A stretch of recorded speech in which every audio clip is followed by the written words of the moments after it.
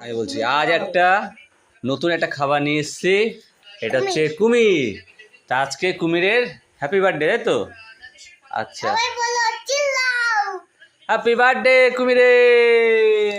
হাত সাবধান।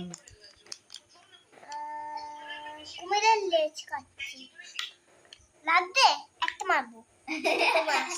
এটা আমার।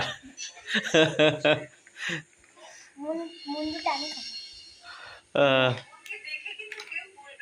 এই না, তুমি নাও এটা, এবার তুমি খাও। এটা তো আমার। তুমি খাবো। কুমিরটাকে খেয়ে ফেললি বা ছুরি দিয়ে দাও। হুম, নতুন একটা খাবার উদ্বোধন হলো, তাই তো?